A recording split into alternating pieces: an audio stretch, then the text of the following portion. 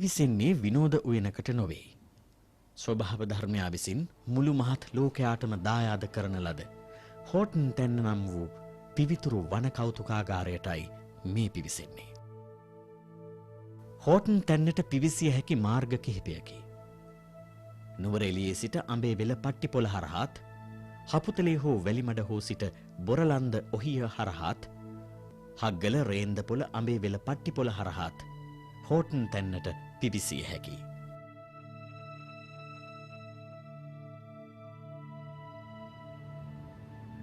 Horton තැන්න අනෙකුත් කඳුකර වනාන්තරවලට වඩා සුවිශේෂත්වයක් දක්වයි. එහි ජෛව විවිධත්වය නිසාවෙන්. ඉහළ කඳුකර වැසි වනාන්තරයක් වන ශ්‍රී ලංකාවේ පිහිටි එකම ජාතික වනෝද්‍යානය හෝටන් තැන්නයි.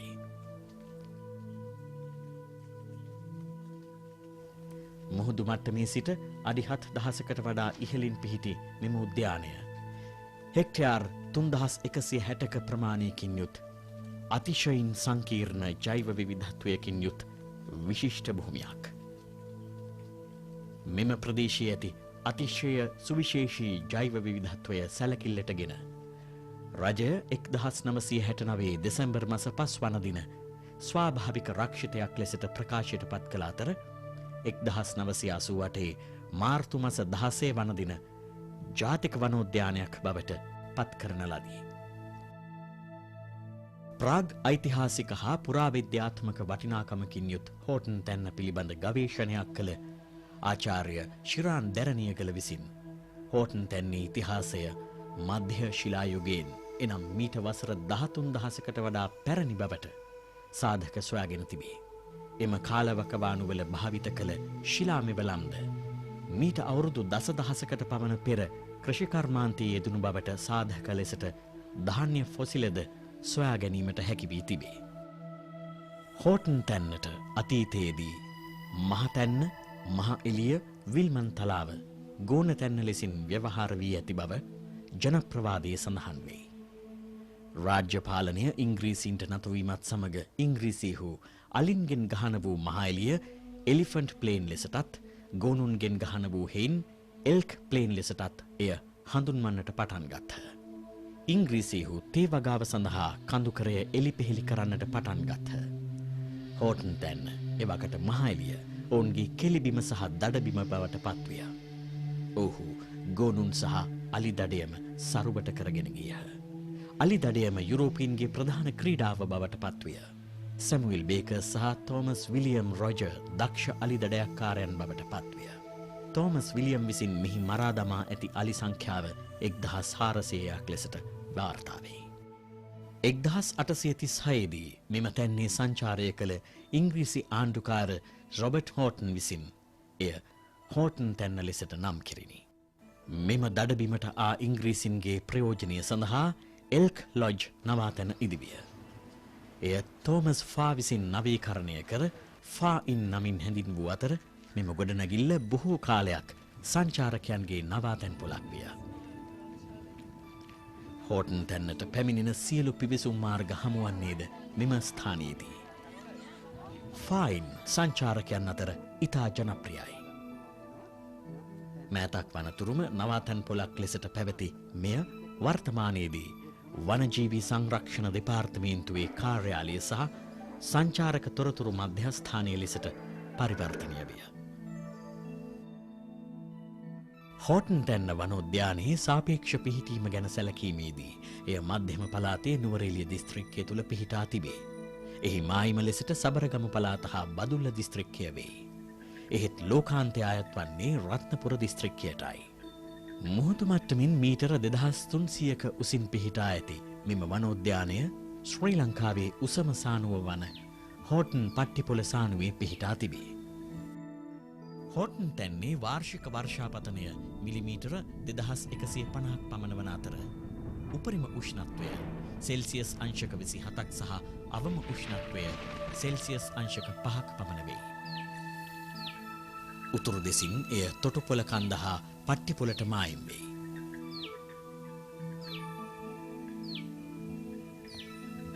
නැගෙනහිරින් ඔහිය ගම්මානයද දකුණු දෙසින් ලෝකාන්තයද බටහිර දෙසින් ශ්‍රීපාද අභයභූමිය කිරිගල් පොත්ත සහ අග්‍රාබෝපත් කඳුවැටි වලින්ද මායිම් වී තිබේ. හෝටන් තැන්න කියලා කියන්නේ ස්වභාව ධර්මයෙන් අපිට ලැබිච්ච මහඟු දායාදයක්. ශ්‍රී ලංකාවේ තියෙන උස වැඩිම ස්ථානයක වෙනත උසින් වැඩිම ස්ථානයක පිහිටලා තියෙන ජාතික වනෝද්‍යානයක්. මූදු මට්ටමේ ඉඳලා මීටර් 2000කට වඩා උස ස්ථානයක පිහිටලා තියෙන්නේ. ඊටමත් වැදගත් ශාක ප්‍රජාවන් කීපයක්ම හෝටන් තැන්නේ දකින්න ලැබෙනවා. මේ තියෙන සමහර ශාක අවුරුදු මිලියන ගණනක් පරණ ශාක. උදාහරණයක් වශයෙන් ගත්තොත් මේ මම් පිටිපස්සෙන් ඉන්න ගස් පර්ණාංග එහෙම නැත්නම් අපි ට්‍රී ෆර්න්ස් කියලා ඉංග්‍රීසියෙන් කියන ශාක විශේෂයන් ඊටමත්ම පුරාණ පරිණාමයෙන් ඊටමත්ම නොදියුණු අවස්ථාවක තියෙන ශාක. ඉතින් මේ වගේ ශාක විතරක් නෙවෙයි තවත් ලංකාවට සුවිශේෂ ඒ වගේම හෝටන් තැන්නට විතරක් තියෙන ශාක සහ සත්ත්ව විශේෂ විශාල ප්‍රමාණයක් මේ ස්ථානයේ තියෙනවා. සමහර සතුන් ඉන්නවා හෝටන් තැන්නේ එක්තරා දිය කඩත්ක ඒ යම්කිසි දුක පල්ලක එහෙම නැත්නම් යම්කිසි දිගක පමණ ඒ කූනිස්සු විශේෂය ඉන්නේ. කැරිඩයිනා සිංහලෙත්ස් කියන කූනිස්සු විශේෂය. විතරක් නෙවෙයි සමහර බට වර්ග, සමහර උඩුවැඩියා වර්ග, සමහර පඳුරු වර්ග, සමහර ගස් වර්ග හෝටන් තැන්නට සුවිශේෂයි. අවුරුදු මිලියන ගාණක් තිස්සේ පරිණාම වෙලා මේ ශාක මේ ස්ථානයේ තියෙන්නේ ඇත්තටම ජෛව විවිධත්වය අතින් අපිට මහඟු දායාදයක් ලබා දෙන වගේම විවිධාකාරී පරිසර සේවාවන් කරා. උද්‍යානයේ සුවිශේෂ ලක්ෂණයක් වන්නේ ප්‍රධාන ජලපෝෂක ප්‍රදේශයක් වීමයි. නිරන්තරයෙන් අහසින් වැටෙන වර්ෂාව, මීදුමින් වැටෙන ජලය සහ ගස් වතුපතරින් වැටෙන තුෂාරයද හේතුවෙන් දියකඳුරු රාශියකින් යුක්තයි. මෙම දියකඳුරු වලින් ගලා යන අසීමිත ජල ධාරාවන් මුළු සිරිලක පුරා ගලා යමින් රටේ කෘෂි කර්මාන්තය, ජල විදුලි උත්පාදනය, මිනිසාගේ එදිනෙදා අවශ්‍යතා සපුරා ලමින් රටේ සංවර්ධන ක්‍රියාවලිය සඳහා අසීමිතව දායක වී සිටී.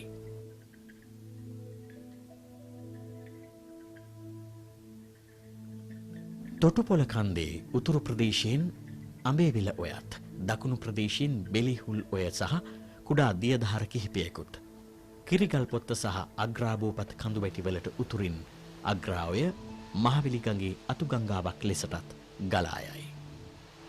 බෙලිහුල් ඔය වලවේ ගඟේ අතුගංගාවක් ලෙසටද, කිරිගල් පොත්ත දකුණු ප්‍රදේශයෙන් ගලන භගවන්තලාව ඔය කැලණි ගඟේ අතුගංගාවක් ලෙසටද හෝටන් තැන්නේ සිට ගලා බසී.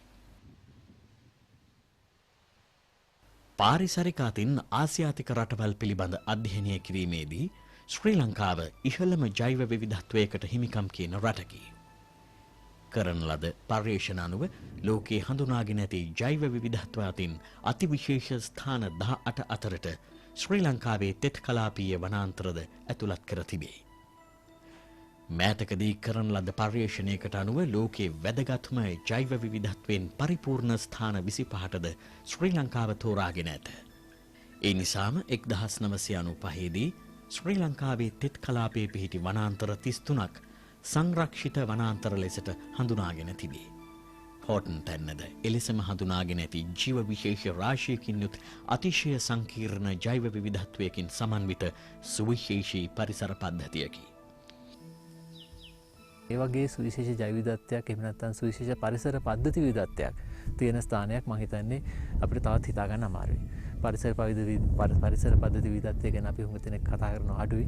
නමුත් එකම ස්ථානයක විවිධාකාරී පරිසර පද්ධති විශේෂයෙන්ම කියනවා නම් කඳුකර වනාන්තර, ඒ වගේම කඳුකර තෙත් පතන් බිම්, ඒ වගේම කඳුකර වගුරු බිම්, විකරණයට භාවිත වෙච්ච සමහර තෙත් පතන් බිම්, ඒ වගේම කැලෑ මිය යාම සඳහා එහෙම නැත්නම් කැලෑ මිය යාම නිසා විවිධත්වයට භාජන සමහර කඳුකර වනාන්තර යනාදී වශයෙන් විවිධාකාරී පරිසර පද්ධතීන් මෙම ස්ථානයේ දකින්න ලැබෙනවා. එකම ස්ථානයක මේ වගේ පරිසර පද්ධතීන් විශාල ප්‍රමාණයක් දකින්න ලැබීම සුවිශේෂ දෙයක්.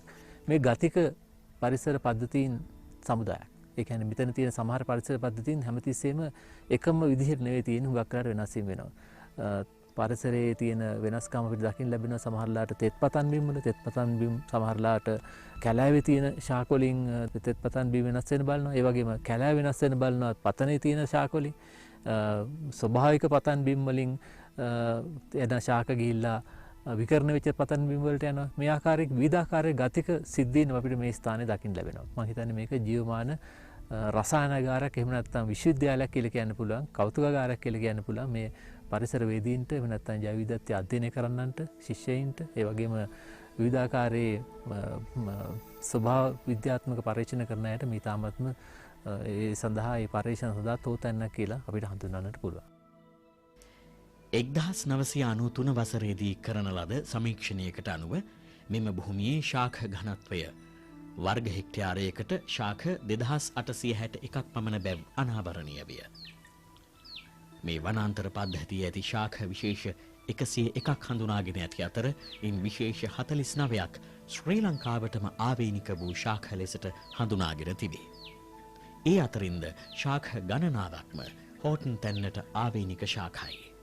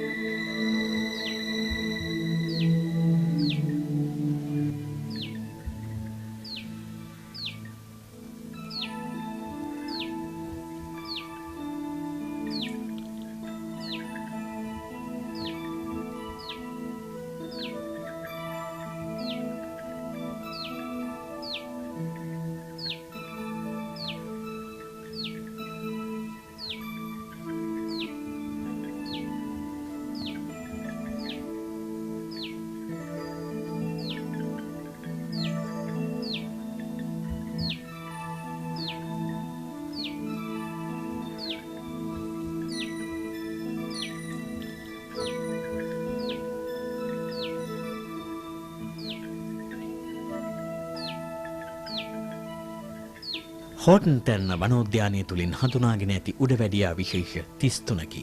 ඒවායින් 16ක්ම ශ්‍රී ලංකාවටම ආවේනික වූ ඒවායි.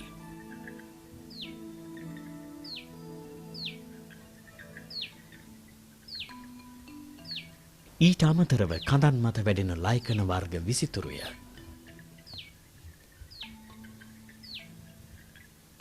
උස්තුරු ලතාවල වැඩෙන රාවනා රැවුලා වැනි ලයිකන වර්ග උද්‍යානයේ නිරන්තරයෙන්ම දක්නට ලැබේ. පාවී එන මීදුම මෙම ශාඛවල ස්පර්ශ වීමෙන් ජල බිඳු වශයෙන් පහළට කඩා හැලෙයි.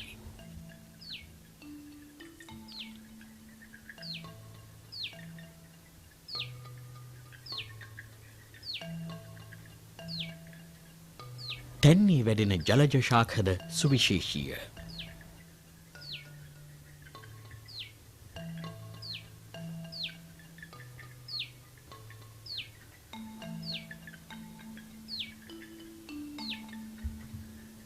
මේ ශාඛ අතරින් කෙකටිය ශාඛ කැපී පෙනේ.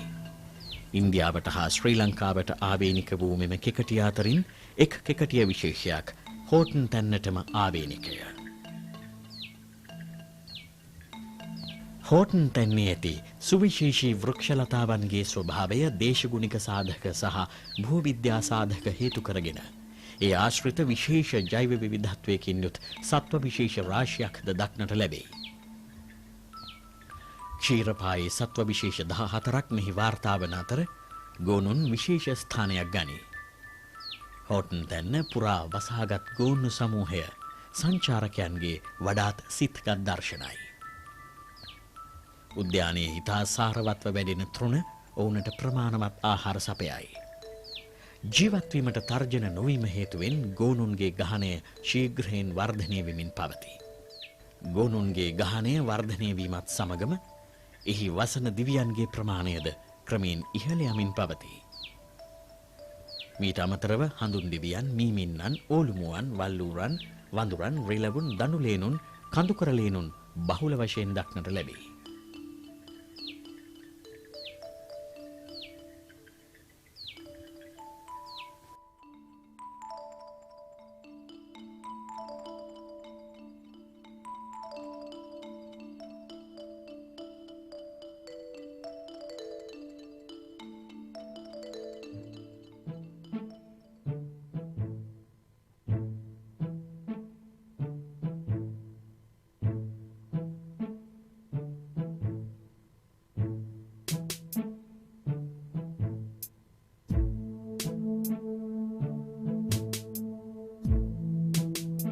උරග විශේෂ අතර පොළවේ ගුල්වල ජීවත් වන ලේමැඩිල්ලා එමෙන්ම ගැරඬියාද දක්නට ලැබේ.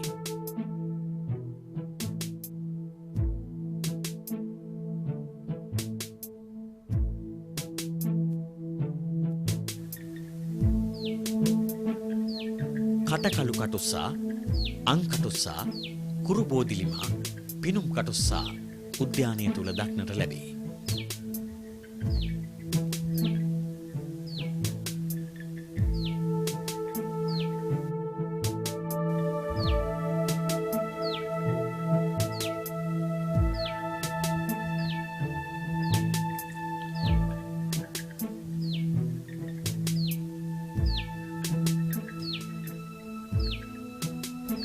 මෙම ප්‍රදේශයේ සමනල විශේෂ 40ක් පමණ ජීවත් වන බවට වාර්තා වී ඇත.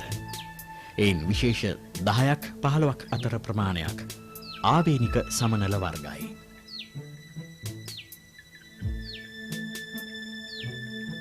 මෙහි හඳුනාගෙන ඇති පක්ෂි වර්ග 98ක් වන අතර එයින් 21ක්ම ශ්‍රී ලංකාවටම ආවේනිකයි.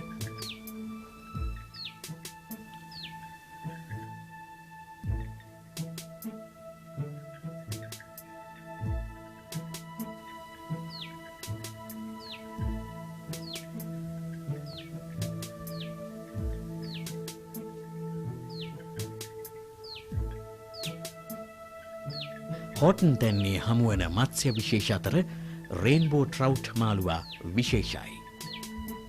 ඉංග්‍රීසි ජාතිකයන් විසින් මෙරටට ගෙන්වා උද්‍යානය තුල ව්‍යාප්ත කර ඇති අතර මෙම මසුන් මැරීම ඔවුන්ගේ එක් විනෝදාංශයක් විය. මීට අමතරව කකුල් විශේෂ සහ කූනිසන් විශේෂද මෙහි දියකඩිති ආශ්‍රිතව දැකගත හැකියි. උද්‍යානයේ සංචාරය සඳහා එන සංචාරකයන්ගේ සංඛ්‍යාව දිනෙන් දින වර්ධනය වෙමින් පවතී. නැරඹීම සඳහාත් අධ්‍යාපනය සඳහාත් මෙහි එන විදේශිකයන්ගේ සංඛ්‍යාවද ඉතා ඉහළ මට්ටමක පවතී.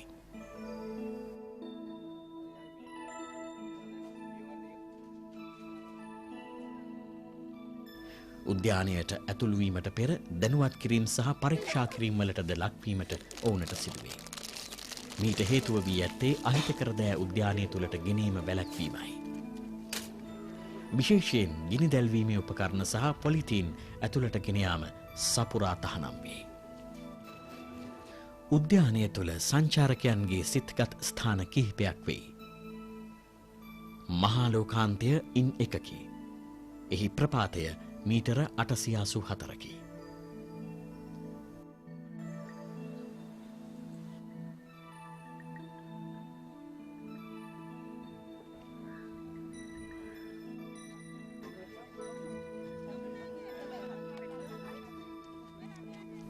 කුඩා ලෝකාන්තයද තවත් එවැන්නකි. එහි බෑවුම මීටර 274කි.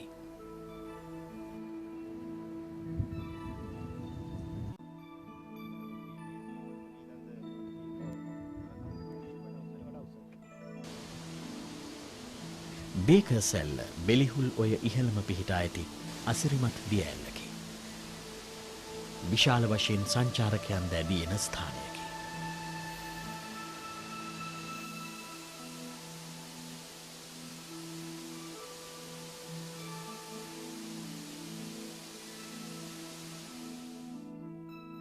බේකර්සැල්ල පිවිසුම් මාර්ගයේ ඇති චිමිනි ඇල්ල තවත් සිත්ගත් ස්ථානයකි.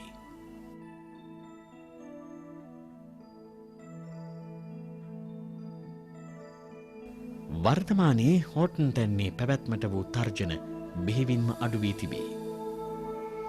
සතුන් දඩයම, උද්‍යානය සතු ඉඩම් ආක්‍රමණය කිරීම, ශාඛ ගලවාගෙන යාම, මැණික් පතල් කැපීම මීට එල්ලුණු තර්ජනයි.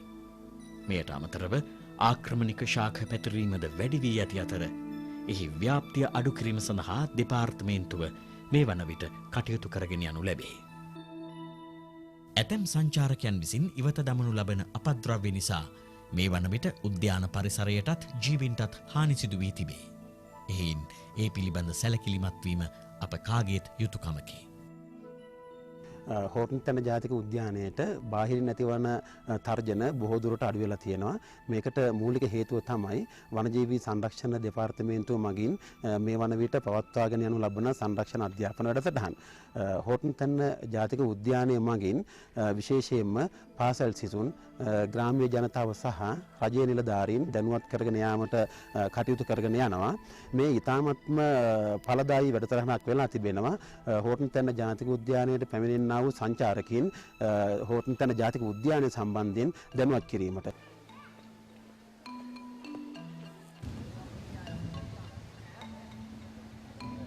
නරඹන්නන් සඳහා වනජීවී සංරක්ෂණ දෙපාර්තමේන්තුව නොයෙක් පහසුකම් සපයා ඇත. විශේෂයෙන්ම තොරතුරු මධ්‍යස්ථානය ඔවුන්ගේ පරිසර දැනුම වර්ධනය කිරීමට මහත් පිටිවහලක් සපයයි. සංචාරකයන්ගේ වාහන ගාල් කිරීම සඳහා නව රථගාලක්ද නැරඹුම් වේදිකා කිහිපයක්ද ස්ථාපිත කර තිබේ.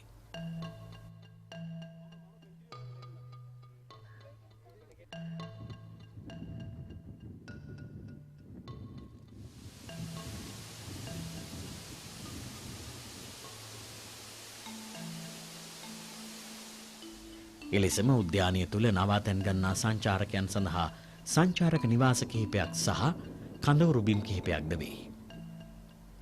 සංචාරකයන්ට පෙරවරු 5 සිට පස්වරු 6 දක්වා උද්‍යානය තුළ රැඳී සිටිය හැකියි. පස්වරු 6ට පෙර ඔවුන් අනිවාර්යයෙන්ම උද්‍යානයෙන් බැහැර විය යුතුයි. ඒ සතුන්ගේ සහ ශාකවල ආරක්ෂාව එමෙන්ම පැවැත්ම සඳහායි. සංචාරකයන් සඳහා උද්‍යානය තුළ හැසිරිය යුතු ආකාරය පිළිබඳ නීතිමාලාවකි. මෙම නීතිරීති කඩ කරන්නන්ට එරෙහිව වනසත්ව හා වෘක්ෂලතා පනත යටතේ දැඩි දඬුවම් ලබා දිය හැකියි. දෙපාර්තමේන්තුව විසින් එසේ සීමාවන් පනවා ඇත්තේ මෙහි ඇති සුවිශේෂීතාව දැඩි සැලකිල්ලට ගැනීමෙනි. මෙම පිවිතුරු භූමිය සුරැකීම අපගේ වගකීමක් හා යුතුයකමකි. හෝටන් තැන්න අපටම උරුම වූ දායාදයක් නොවේ. සමස්ත ලෝකයාගේම උරුමයකි.